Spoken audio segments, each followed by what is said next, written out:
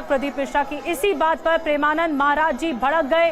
प्रेमानंद महाराज जी ने प्रदीप मिश्रा पर टिप्पणी करते हुए कहा कि वो राधा रानी के बारे में कुछ भी नहीं जानते। विवाद जब बढ़ा तो उनसे माफी मांगने को कहा गया, पंचायत बैठाई गई और आज आखिरकार कथावाचक प्रदीप मिश्रा ने बरसाने में आकर नाक रगड़ कर माफी मांगी है। और अब आपको दिखाते हैं राधा रानी के मंदिर में माफी मांगने के बाद प्रदीप मिश्रा ने क्या कहा।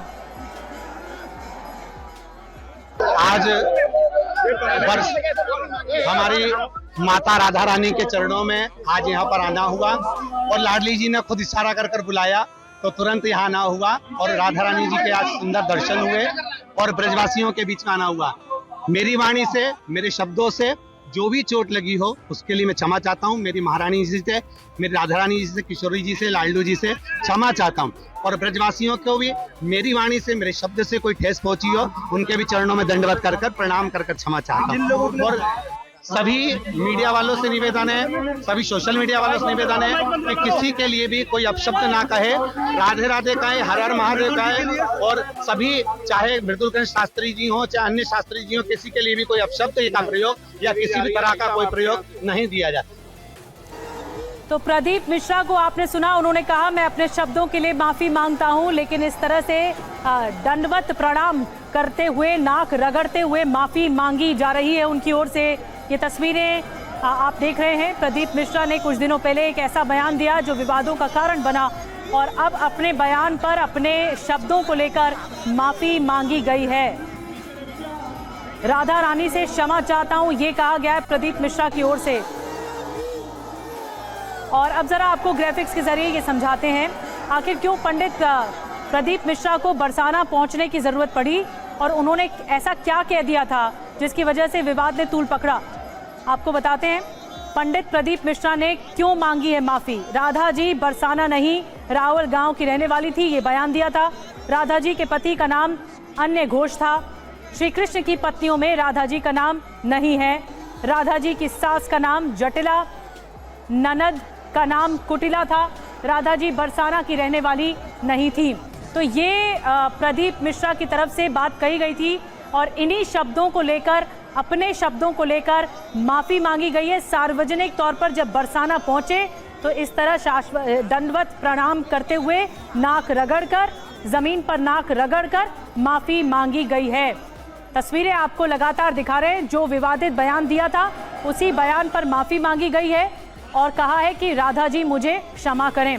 आपको 3 तस्वीरें हम दिखा रहे हैं। पहली तस्वीर में प्रदीप मिश्रा राधा रानी पर विवादित बयान दे रहे हैं। दूसरी तस्वीर में मथुरा में हुई महापंचायत की तस्वीरें हैं जिसमें माफी की मांग की गई थी कि प्रदीप मिश्रा को माफी मांगनी होगी सार्वजनिक तौर पर। वहीं तीसरी तस्वीर आज आई जब प्रदीप मिश्रा इस तरह माफी मांगते हुए नजर आए हैं। और शिवांग हमारे साथ ज्यादा जानकारी के साथ जुड़ रहे हैं। शिवांग, ये तस्वीरें हम दिखा रहे हैं दर्शकों को, लेकिन एक पंचायत भी बिठाई गई थी जो इस बात का लगातार दबाव बना रही थी कि प्रदीप मिश्रा को अपने शब्दों के लिए माफी मांगनी चाहिए और अब उन्होंने दंडवत माफी मांगी। बिल्कुल निधि, देखिए इसी सोमवार को एक महापंचायत बुलाई गई थी बरसाना में और वहाँ पे साधु संत समाज जो है वो वहाँ पे पहुँचे थे और हज़ारों की संख्या में लोग एकत्रित हुए थे और अंत में ये फैसला लिया गया था कि जो प्रदीप मिश्रा हैं, जो कथावाचक भी हैं, उनको माफ़ी मांगनी होगी और नाक रगड़ के माफ़ी मांगनी होगी और बरसाना उनको आना होगा। हालांकि प्रदीप मिश्रा ने उस वक्त ये कहा था कि उनकी कथाएं लगी हुई हैं और 3 से 4 महीने वो लगातार बिजी हैं, जिसके चलते वो नहीं आ पाएंगे।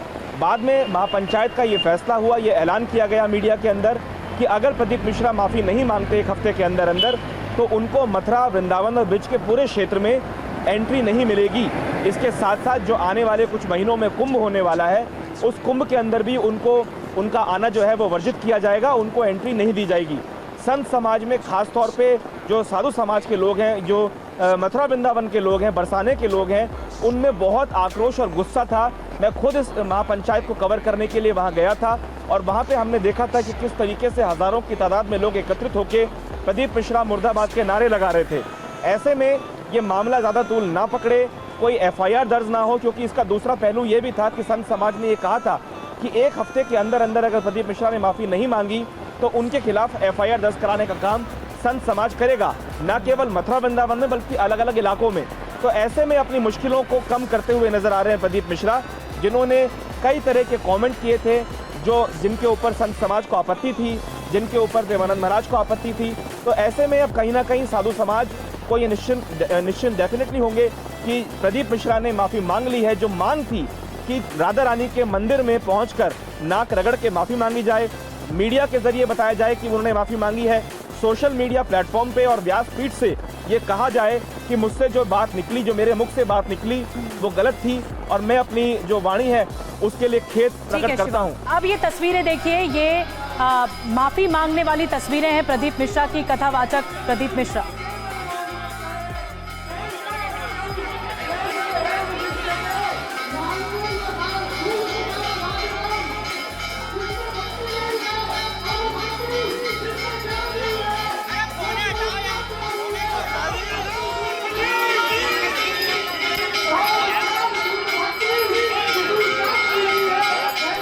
एक तरफ तो आरती जो हो रही है वहां पर राधा रानी के लिए जो आरती हो रही है उस आरती में शामिल हुए हैं प्रदीप मिश्रा।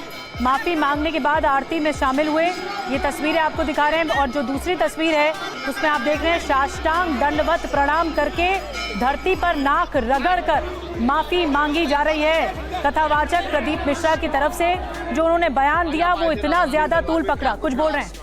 राधा रानी का दर्शन किया, बरसाने की पवित्र भूमि को प्रणाम किया, नमन किया और महारानी जी से माफी मांगी कि हमारे शब्द से कोई त्रुटि हुई हो तो